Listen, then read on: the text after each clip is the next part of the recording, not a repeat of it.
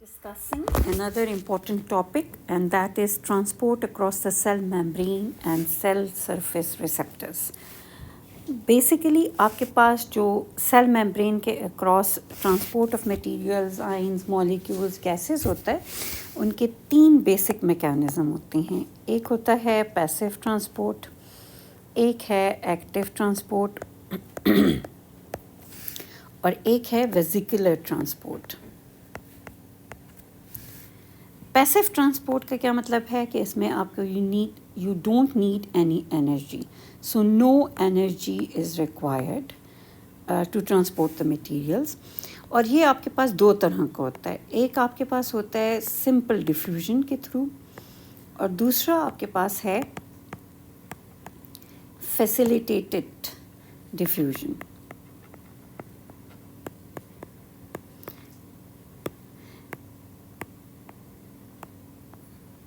Simple diffusion का मतलब ये है कि चूँकि ये मेम्ब्रेन जो है ये लिपिड बाई लेयर है, तो जितनी चीज़ें फ़ैट सॉल्युबल होंगी, फ़ैट और फ़ैट सॉल्युबल, वो आपके मेम्ब्रेन में से बहुत आराम से पास कर जाएंगी. फॉर एग्ज़ाम्पल अल्कोहल है, आपके पास ये डिज़ोल्व गैसेस हैं जैसे ऑक्सीजन है, कार्बन डाइऑक्साइड है, तो ये बड़े आराम से चूँकि लिपिड बाई लेयर से गुज़र जाएंगी, दे आर फैट सॉल्युबल, सो इसलिए they require this simple diffusion. उसके बाद आपके पास आ जाता है फैसिलिटेटेड डिफ्यूजन. आपके पास चीज़ें या तो वाटर सॉल्युबल होती हैं या फैट सॉल्युबल.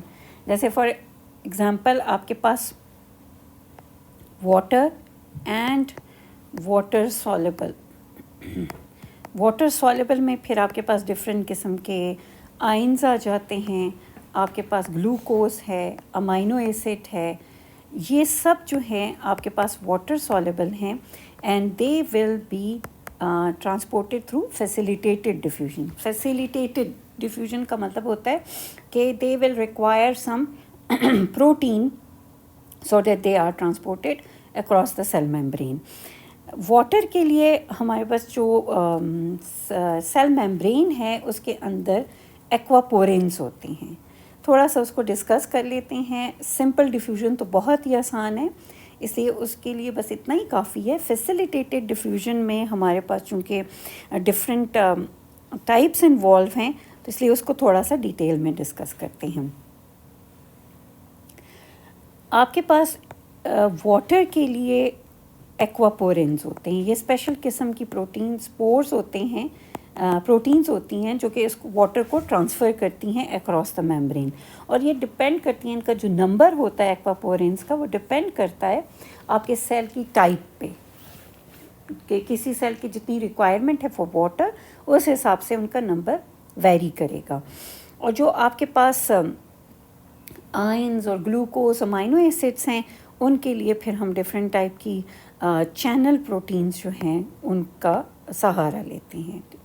अब जो आयन के लिए चैनल प्रोटीन्स यूज़ होती हैं वो दो तरह की हैं. एक को हम कहते हैं voltage gated channels, voltage gated channels,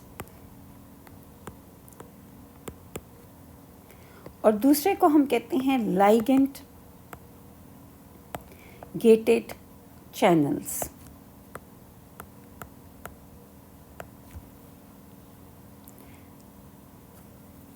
facilitated diffusion हमारे पास दो तरह से होती है. एक होती है लाइगेंड वोल्टेज गेटेड चैनल्स के थ्रू, और एक हमारे पास होती है लाइगेंड गेटेड चैनल्स के थ्रू.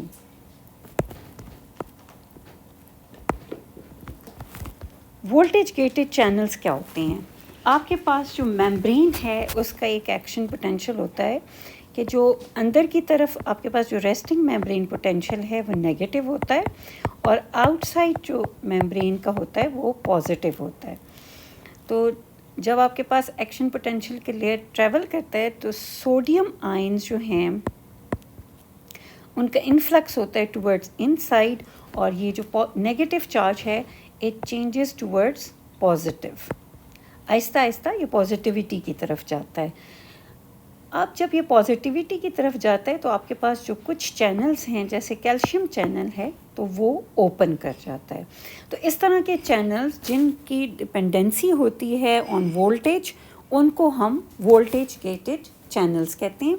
और इसमें एग्जांपल आपके पास कैल्शियम चैनल की है। इसको हम डिटेल में मैं आपको एक्सप्लेन करूँगी जब हम स्केलेटल मसल की कॉन्ट्रैक्शन के बारे में, स्केलेटल मसल वाला चैप्टर आपको पढ़ाऊँगी, जिसमें स्केलेटल मसल कॉन्ट्रैक्शन जो है उसमें यूज़ होता है। दूसरा आपके पास जो नर्व फाइबर्स की स्टिमुलेशन है उसमें भी आपके पास जो है जब कैल्शियम जी एक्शन पोटेंशियल आपके पास नर्व मेम्ब्रेन का चेंज होता है तो कैल्शियम चैनल ओपन करते हैं और जाके जो आपके पास प्री साइनेप्टिक वेसिकल्स हैं उनमें से एसिटाइल कोलिन या जो भी आपके पास न्यूरोट्रांसमीटर होता है उसकी एक्सक्रीशन कर देते हैं इनटू द साइनेप्टिक क्लेफ्ट। तो ये जो कैल्शियम चैनल्स हैं they are the voltage gated channels. अब लाइगेंड गेटेड चैनल्स कौन से होते हैं? लाइगेंड के तौर पे आपके पास कोई भी चीज़ काम कर सकती है। फॉर एग्ज़ाम्पल हार्मोन्स हो सकते हैं, वो काम करते हैं। इसके अलावा आपके पास कुछ ग्रोथ फैक्टर्स हो सकते हैं, कुछ आपके पास जो है वो डिफरेंट टाइप की प्रोटीन्स हो सकती हैं जो कि एक्ट करेंगी एज लाइगेंड। लाइगेंड का क्या मतलब? लाइगेंड गेटेड चैनल्स किस तरह के होते हैं कि या कोई भी आयन भी एक्ट कर सकता है as a ligand. Ligand gated channels का मतलब होता है कि जैसे अब ये आपका एक प्रोटीन है जो कि ट्रांस मेम्ब्रेन प्रोटीन होती है। अब इसके लिए एक स्पेशल जो है वो रिसेप्टर साइट होती है फॉर इट्स, हर जो है ये बहुत ज़्यादा स्पेसिफाइड होते हैं। तो जैसे ये एक हार्मोन है उसके लिए ये स्पेसिफिक साइट है इसकी। अब ये हार्मोन जाके जब इसके साथ अटैच्ड होगा तो इस हार्मोन को हम क्या कहेंगे? लाइगेंड कहेंगे। तो ये तब जाके ये चैनल ओपन होगा, आपके पास इसके अंदर कन्फर्मेशनल चेंज आएगी और ये हार्मोन जो है आपके पास इनसाइड द सेल चला जाएगा। तो इस तरह के चैनल्स जो कि लाइगेंड के थ्रू ओपन या क्लोज होते हैं, और ये याद रखें कि दे आर हाईली स्पेसिफिक। जैसे अगर पोटेशियम आयन के लिए एक चैनल है तो उसके थ्रू पोटेशियम ही जाएगा, उसके थ्रू सोडियम जो है वो फिर नहीं पास हो सकता। सोडियम के लिए अपने चैनल होते हैं and they are highly specific. अब हम बात करेंगे एक्टिव ट्रांसपोर्ट की। Active transport is always through a carrier protein के थ्रू होता है and it needs ATP। ATP उसको रिक्वायर्ड होती है। आपको पता है कि ATP जो है आपके पास करेंसी ऑफ द सेल होता है कि यही इसी की फॉर्म में, ATP ही की फॉर्म में आपके जो सेल्स हैं वो एनर्जी यूज़ कर सकते हैं और किसी भी फॉर्म में आपके पास जो सेल्स हैं वो एनर्जी यूज़ नहीं कर सकते हैं। So these carrier proteins they will carry ions and substances across the cell membrane and they will require ATP। और इसमें एग्जाम्पल जो है आपके पास वो है सोडियम पंप की।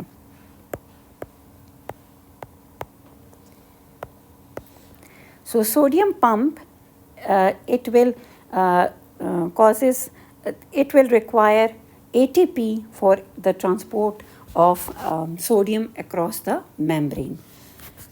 अब जब हमने पहले बात की थी पैसिव ट्रांसपोर्ट की तो उसमें मैंने आपको बताया था कि आपके पास उसमें होती है सिंपल डिफ्यूजन, और इसमें सारे आपके पास नॉन पोलर सब्सटेंसेस जो हैं या फैट सॉल्युबल सब्सटेंसेस वो जा रहे थे अक्रॉस द सेल मेम्ब्रेन। इसीलिए आप कहते हैं ना कि जो सेल मेम्ब्रेन है it is differentially permeable and it is selectively permeable. तो डिफरेंशियली परमिएबिलिटी का भी यही होता है कि आपके पास जो लिपिड्स हैं, लिपिड बाई लेयर है, उसके थ्रू सिर्फ नॉन पोलर या फैट सॉल्युबल मॉलिक्यूल्स और आयंस जो हैं वो जा सकते हैं। अब हमारे पास जो थर्ड तरीका है ट्रांसपोर्ट का, दैट इज़ वेसिकुलर ट्रांसपोर्टेशन। ठीक है, वेसिकुलर ट्रांसपोर्ट आपके पास बुक में वैसे तो मेंशन्ड हैं, लेकिन they haven't name it as a vesicular transport. Vesicular transportation का मतलब होता है कि आपके पास मेम्ब्रेन बाउंड वेसिकल्स बनते हैं जिनके थ्रू मटेरियल्स जो है वो into and out of the cell जाते हैं। ये दो तरह के होता है, एक होता है एंडोसाइटोसिस और एक आपके पास है एक्सोसाइटोसिस। एंडोसाइटोसिस फिर दो तरह का होता है पाइनोसाइटोसिस और एक आपके पास होता है फेगोसाइटोसिस। पाइनोसाइटोसिस के थ्रू आपके पास 50 to 100 नैनोमीटर साइज़ के जो फ्लूइड मॉलिक्यूल्स हैं वो इनटू द सेल जा सकते हैं। और ये कैसे सेल के अंदर जाएंगे, इसमें ये होता है कि अगर आपके पास जो सेल मेम्ब्रेन है, for example this is a molecule which your body wants to take in, which your cells wants to take in, तो आपके पास ये सेल मेम्ब्रेन इसके अराउंड सर्कल करेगी एंड इट विल, ये इस तरह से इसको एनगल्फ कर लेगी और आहिस्ता आहिस्ता आपके पास क्या होगा कि ये जो है ये मेम्ब्रेन आहिस्ता आहिस्ता ये वेसिकल इसमें से इस तरह डिटैच होना शुरू हो जाएगा and finally it will come inside the cell. और जब ये इनसाइड द सेल आता है तो आपके लाइसोसोम्स के साथ कंबाइन हो जाता है एंड सेकेंडरी लाइसोसोम बनाता है और फिर आपकी बॉडी उसकी डाइजेशन करती है विद इन द सेल। तो ये तरीका होता है आपके पास एंडोसाइटोसिस का। और पाइनोसाइटोसिस मैंने आपको बताया कि उसमें मॉलिक्यूल का जो साइज़ है that is 50 to 100 nanometers. Phagocytosis कौन से सेल्स करते हैं, आपके पास दो तरह के जो सेल्स हैं न्यूट्रोफिल्स एंड मैक्रोफेजेस, वो फेगोसाइटोसिस करते हैं। फेगोसाइटोसिस वो कब करते हैं, जब कभी भी आपकी बॉडी में कोई बैक्टीरिया आ जाए या कोई फॉरेन मटेरियल आ जाए तो आपके पास जो मैक्रोफेजेस हैं दे इनगल्फ दैट बैक्टीरिया या डेब्री या जो भी कोई चीज़ होती है उसको वो इनगल्फ कर देते हैं और जो है उसको इनसाइड द सेल ले जाते हैं एंड उसी तरह होता है कि वो अपने लाइसोसाइम्स के साथ उसको कंबाइन कर लेते हैं और फिर उसकी डाइजेशन होती है। Same is the mechanism in neutrophils. Neutrophils भी आपके पास इसी तरह इनगल्फ करते हैं बैक्टीरिया को और उसको उसके अंदर माइलोपर ऑक्सीडेज एंजाइम होता है जो कि उसकी फर्दर डाइजेशन कर देता है। ठीक है, तो इस तरीके से आपके पास एंडोसाइटोसिस होती है। अब अगर हम बात करें एक्सोसाइटोसिस की, तो एक्सोसाइटोसिस आपके पास कैसे होती है। एक्सोसाइटोसिस में आपके पास दो एग्जांपल्स इसमें मैं आपको एक्सप्लेन करूँगी। एक आपके पास होती है जो न्यूरोट्रांसमीटर्स रिलीज़ होते हैं from the axon nerve endings, एक तो वो है।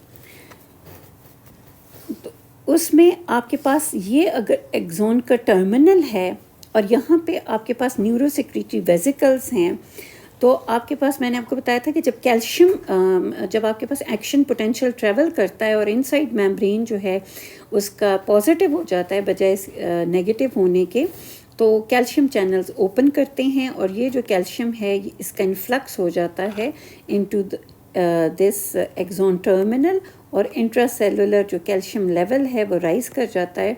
ये वेसिकल्स के साथ बाइंड करते हैं, इनको लेके जाते हैं टुवर्ड्स द मेम्ब्रेन और मेम्ब्रेन में यहाँ पे ये मेम्ब्रेन के साथ मिल जाते हैं एंड देन व्हाट हैपन्स कि यहाँ पे ये एक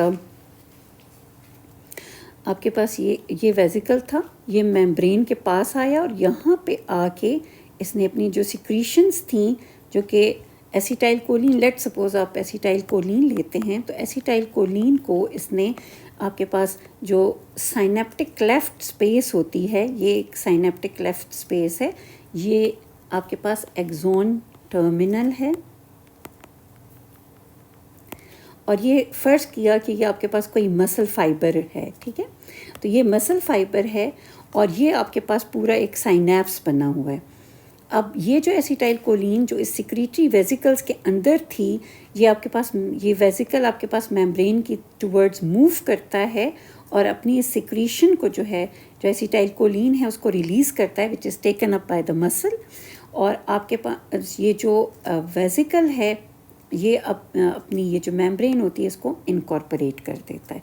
तो ये आपके पास एग्जांपल है एक्सोसाइटोसिस की, कि आपके सेल के बाहर जो चीज़ है वो किस तरह निकलेगी।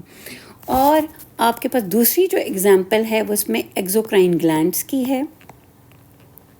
एक्सोक्राइन ग्लैंड्स भी जो, जैसे फॉर एग्जांपल इसमें आप पैंक्रियास की एग्जांपल ले सकते हैं। पैंक्रियास का याद रखें ड्यूल फंक्शन होता है, एक्सोक्राइन ग्लैंड भी है पैंक्रियास और एंडोक्राइन ग्लैंड भी है।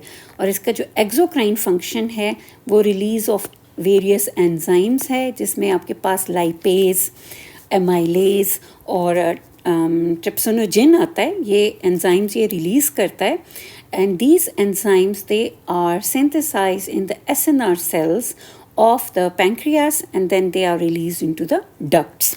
इसको अगर मैं आपको डायग्रामेटिकली एक्सप्लेन करूँ तो शायद आपको ज़्यादा अच्छा समझ आए।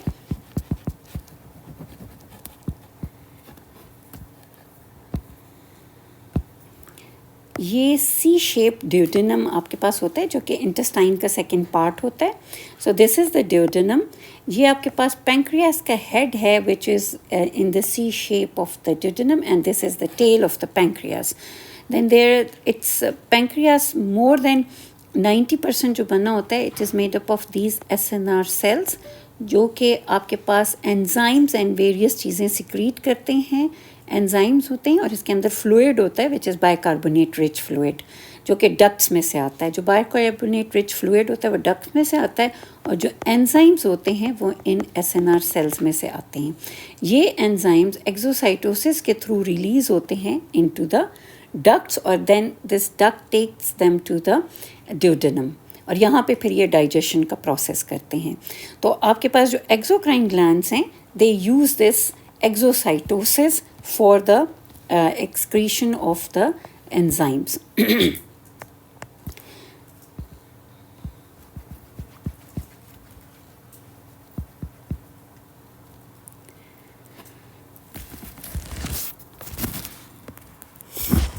Now let's talk about the cell surface receptors.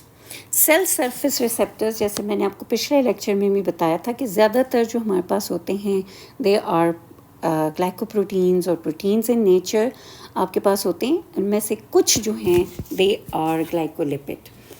अब इनका क्या फंक्शन होता है, तो जो आपके पास प्रोटीन्स हैं जो सरफेस पे होती हैं उनके वेरियस फंक्शंस होते हैं। एक तो मैंने आपको एक्सप्लेन कर दिया कि वो आयन चैनल्स के तौर पे एक्ट करते हैं जिनके थ्रू एक्सचेंज ऑफ आयन्स होता है। और इसमें मैंने आपको एक्सप्लेन कर दिया है कि एक आपके पास लाइगेंड गेटेड चैनल्स होते हैं और एक आपके पास वोल्टेज गेटेड चैनल्स होते हैं। नंबर 2 जो इनका फंक्शन होता है कि they acts as these receptors, cell receptors, they acts as enzymes.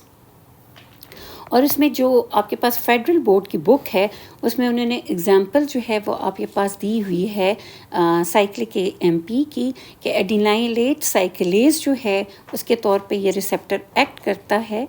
और आपके पास जब वो एक्टिवेट होता है, जब इसके पास अपना कोई लाइगेंड जो है वो इसके साथ अटैच्ड होगा, यानी ये आपके पास एक प्रोटीन है और इसके ऊपर जब कोई लाइगेंड अटैच्ड होगा तो ये प्रोटीन इसके अंदर कन्फर्मेशनल चेंज आ जाएगी और इसका जो एंजाइम है, क्योंकि it carries an enzymatic activity, इसके अंदर एंजाइमेटिक एक्टिविटी होती है और ये एंजाइमेटिक एक्टिविटी, वैसे ये एंजाइम इनएक्टिव होता है, बट व्हेन एवर इसका स्पेसिफिक लाइगेंड इसके साथ आके अटैच करेगा तो इनएक्टिव फॉर्म से ये एक्टिव फॉर्म में कन्वर्ट हो जाएगा और आपके पास फिर सेकेंडरी मैसेंजर्स जो होते हैं वो इसका मैसेज कन्वे करते हैं टू द न्यूक्लियस और फिर न्यूक्लियस जो है उनके अकॉर्डिंग टू द इंस्ट्रक्शंस आपके पास वेरियस प्रोटीन्स, हार्मोन्स और ये चीज़ें फिर रिलीज़ करता है।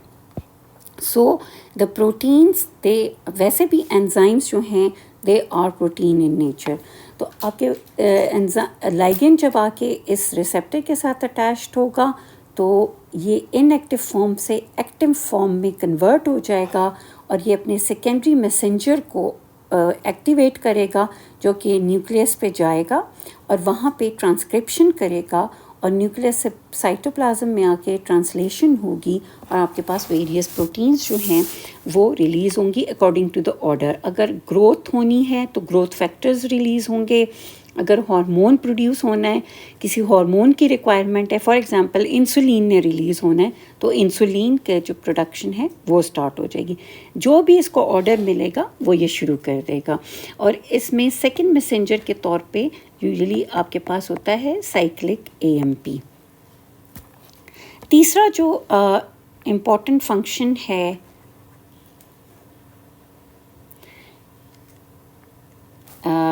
प्रोटीन का, वो है आपके पास